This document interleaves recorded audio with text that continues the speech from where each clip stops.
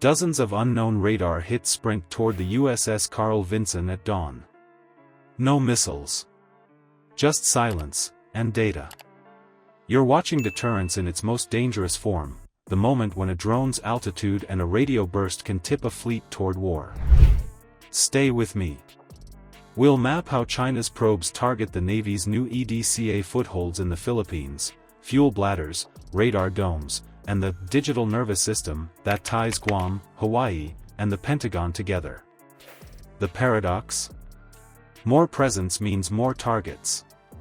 The payoff: how to read the sensor game that decides who blinks first.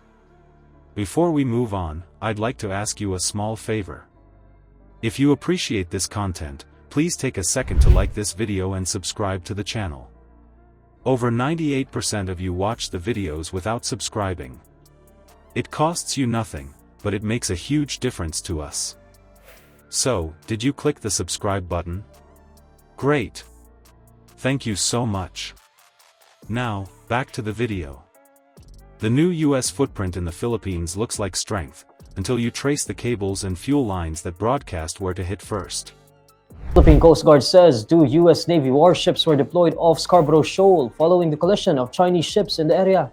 Ariela says U.S. ships were exercising navigational rights and freedoms in the West Philippine Sea in accordance with international law. PCG spokesperson for the West Philippine Sea, Commodore J. Ariela, says USS Higgins and USS Cincinnati were monitored 30 nautical miles away from Scarborough Shoal on Wednesday, August 13. EDCA turns islands into a shield. Not a wall, a web. Sites from Luzon to Mindanao serve as forward pits for fuel, ammo, and sensor feeds, built to shave minutes off launch cycles and keep a carrier strike group in the fight without leaning on Guam. Shorter runs for tankers. Faster turns for jets. More eyes, closer to the fight. But more nodes mean more surface. Every runway, radar dome, and buried fuel bladder throws a signature. Heat, hum, RF, Chinese ISR watches for those pulses and maps them like a heartbeat. Each activation adds deterrence and, at the same time, creates a trail. China works the gray. UAV swarms climb and dip to force radar switches. Surveillance ships sit inside the Philippine EEZ and drink emissions. Maritime militia boats pass relays along coastal chains. Cyber teams scrape and poke, while electronic warfare nudges links off balance. No missiles. Just stress. On July 13, a surveillance vessel sat near Cabra Island inside Philippine waters. It ignored calls. Philippine Coast Guard moved, then Chinese Coast Guard and a destroyer appeared. That standoff wasn't random, it was a live test of access, coordination, and thresholds under the flag of monitoring. Meanwhile, the carrier plays its layer game.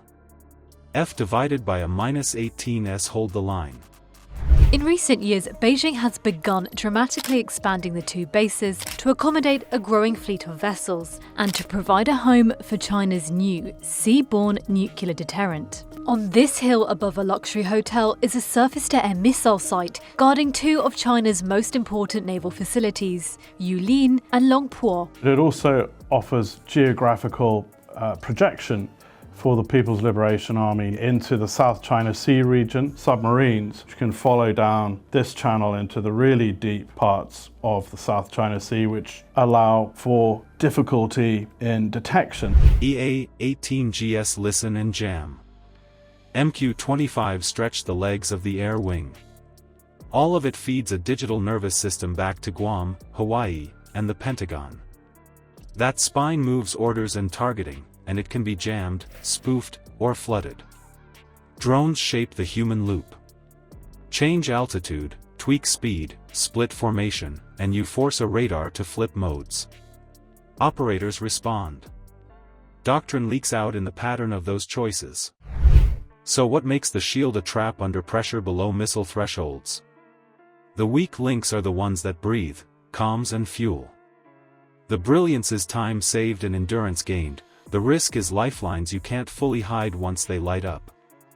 Now, move from idea to grid lines, where probes bite first, and why bandwidth, not bombs, calls the next move. You can shield a runway. You can't hide a heartbeat, network's pulse.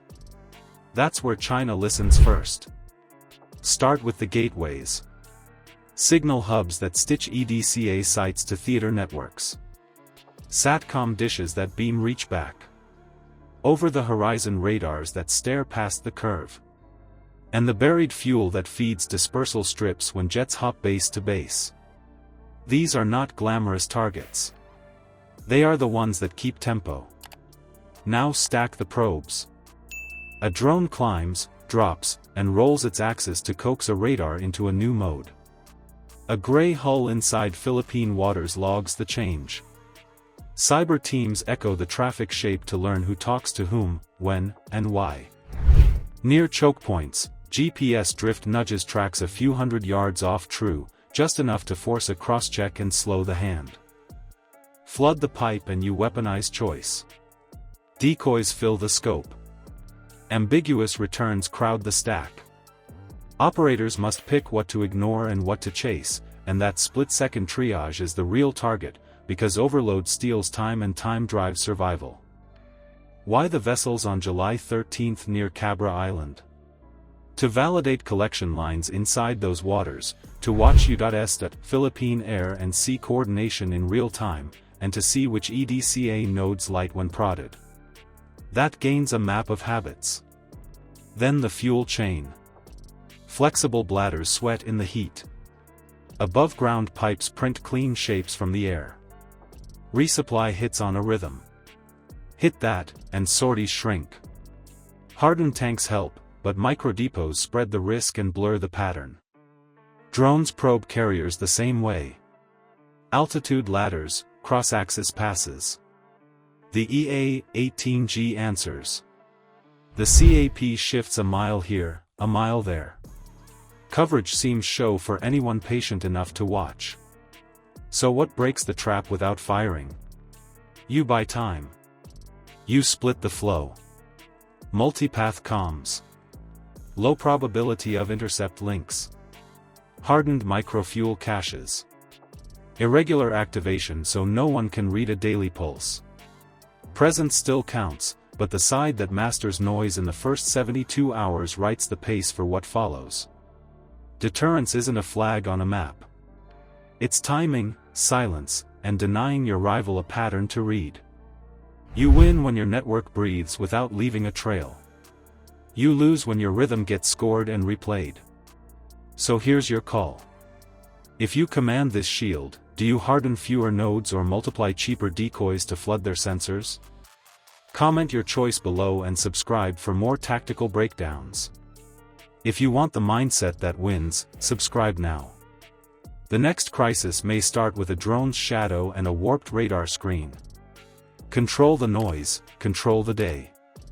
The two-ocean challenge is here, and it's real.